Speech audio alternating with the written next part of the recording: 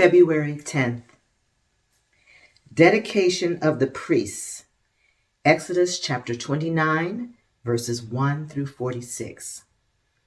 1446 or 1280 BC. This is the ceremony you must follow when you consecrate Aaron and his sons to serve me as priests. Take a young bull and 2 rams with no defects. Then, using choice wheat flour and no yeast, make loaves of bread, thin cakes mixed with olive oil and wafers spread with oil. Place them all in a single basket and present them at the entrance of the tabernacle, along with the young bull and the 2 rams. Present Aaron and his sons at the entrance of the tabernacle and wash them with water. Dress Aaron in his priestly garments, the tunic, the robe worn with the ephod itself, and the chest piece. Then wrap the decorative sash of the ephod around him. Place the turban on his head and fasten the sacred medallion to the turban. Then anoint him by pouring the anointing oil over his head. Next, present his sons and dress them in their tunics. Wrap the sashes around the waists of Aaron and his sons and put their special head covering on them. Then the right to the priesthood will be theirs by law forever. In this way, you will ordain Aaron and his sons. Bring the young bull to the entrance of the tabernacle where Aaron and his sons will lay their heads on its head. Then slaughter the bull in the Lord's presence at the entrance of the tabernacle. Put some of its blood on the horns of the altar with your finger and pour out the rest at the base of the altar. Take all the fat around the internal organs, the long lobe of the liver, and the 2 kidneys and the fat around them, and burn it all on the altar. Then take the rest of the bull, including its hide, meat, and dung, and burn it outside the camp as a sin offering. Next, Aaron and his sons must lay their hands on their head of one of the rams. Then slaughter the ram and splatter its blood against all sides of the altar. Cut the ram into pieces and wash off the internal organs and the legs. Set them alongside the head and the other pieces of the body. Then burn the entire animal on the altar. This is a burnt offering to the Lord. It is a pleasing aroma, a special gift presented to the Lord. Now take the other ram and have Aaron and his sons lay hands on its head. Then slaughter it and apply some of its blood to the right earlobes of Aaron and his sons. Also put it on the thumbs of their right hands and the big toes of their right feet. Splatter the rest of the blood against all sides of the altar. Then take some of the blood from the altar and some of the anointing oil and sprinkle it on Aaron and his sons and on their garments. In this way, they and their garments will be set apart as holy. Since this is the ram for the ordination of Aaron and his sons, take the fat of the ram, including the fat of the broad tail, the fat around the internal organs, the long lobe of the liver, and the 2 kidneys and the fat around them, along with the right thigh. Then take 1 round loaf of bread, 1 thin cake mixed with olive oil, and 1 wafer from the basket of bread without yeast that was placed in the Lord's presence. Put all these in the hands of Aaron and his sons to be lifted up as a special offering to the Lord. Afterward, take the various breads from their hands and burn them on the altar along with the burnt offering. It is a pleasing aroma to the Lord, a special gift for him. Then take the breast of Aaron's ordination ram and lift it up to the Lord's presence as a special offering to him. Then keep it as your own portion. Set aside the portions of the ordination ram that belong to Aaron and his sons. This includes the breast and the thigh that were lifted up before the Lord as a special offering. In the future, whenever the people of Israel lift up a peace offering, a portion of it must be set aside for Aaron and his descendants. This is their permanent right, and it is a sacred offering from the Israelites to the Lord. Aaron's sacred garments must be preserved for his descendants who succeed him, and they will wear them when they are anointed and ordained. The descendant who succeeds him as high priest will wear these clothes for 7 days as he ministers in the tabernacle and the holy place. Take the ram used in the ordination ceremony and boil its meat in a sacred place. Then Aaron and his sons will eat this meal along with the bread in the basket at the tabernacle entrance.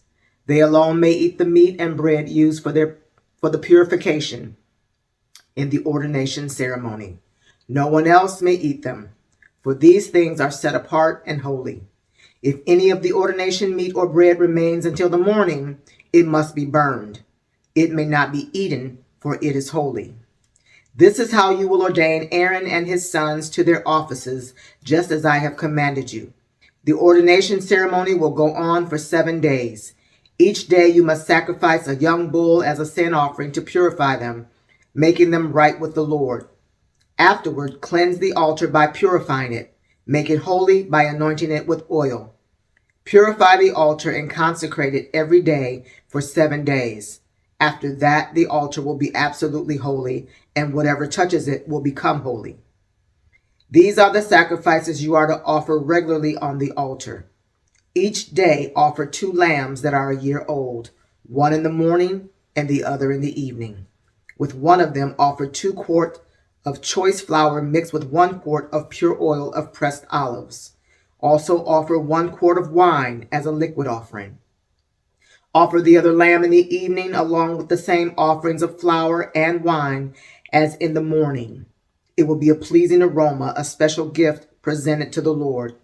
These burnt offerings are to be made each day from generation to generation. Offer them in the Lord's presence at the tabernacle entrance. There I will meet with you and speak with you. I will meet the people of Israel there in the place made holy by my glorious presence. Yes, I will consecrate the tabernacles and the altar, and I will consecrate Aaron and his sons to serve me as priests. Then I will live among the people of Israel and be their God, and they will know that I am the Lord their God. I am the one who brought them out of the land of Egypt, so that I could live among them. I am the Lord their God. Plans for the incense altar. Exodus chapter 30, verses 1 through 10. Then make another altar of acacia wood for burning incense. Make it 18 inches square and 36 inches high, with horns at the corner carved from the same piece of wood as the altar itself. Overlay the top, sides, and horns of the altar with pure gold, and run a gold molding around the entire altar. Make 2 gold rings and attach them on opposite sides of the altar below the gold molding to hold the carrying poles. Make the poles of acacia wood and overlay them with gold. Place the incense altar just outside the inner curtain that shields the Ark of the Covenant. In front of the ark's cover, the place of atonement that covers the tablets inscribed with the terms of the covenant. I will meet you there. Every morning when Aaron maintains the lamps, he must burn fragrant incense on the altar. And each evening when he lights the lamps, he must again burn incense in the Lord's presence. This must be done from generation to generation. Do not offer any unholy incense on this altar, or any burnt offerings, grain offerings, or liquid offerings. Once a year, Aaron must purify the altar by smearing its horns with blood from the offering made to purify the people from their sin. This will be a regular annual event from generation to generation, for this is the Lord's most holy altar. Money for the tabernacle. Exodus chapter 30, verses 11 through 16. Then the Lord said to Moses, "Whenever you take a census of the people of Israel, each man who is counted must pay a ransom for himself to the Lord.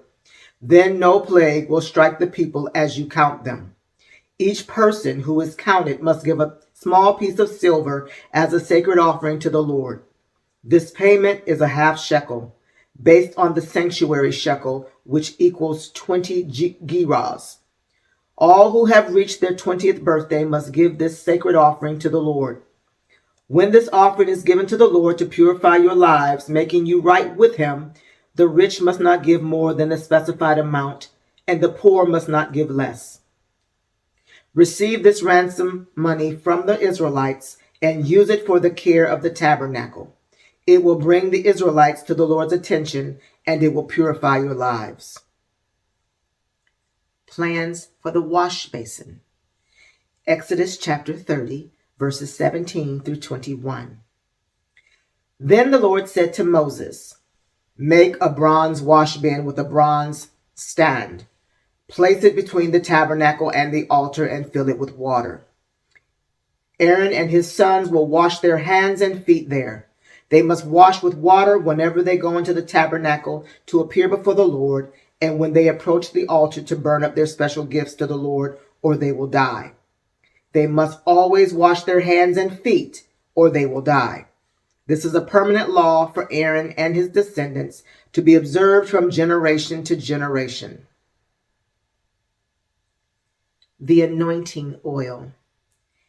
Exodus chapter 30, verses 22 through 33. Then the Lord said to Moses, collect choice spices, 12.5 pounds of pure myrrh, 6.25 pounds of fragrant cinnamon, 6.25 pounds of fragrant calamus, and 12.5 pounds of cassia, as measured by the weight of the sanctuary shekel. Also get 1 gallon of olive oil. Like a skilled incense maker, blend these ingredients to make a holy anointing oil. Use this sacred oil to anoint the tabernacle, the ark of the covenant, the table and all its utensils, the lampstand and all its accessories, the incense altar, the altar of burnt offering and all its utensils, and the wash basin with its stand.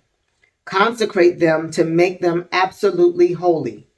After this, whatever touches them will also become holy.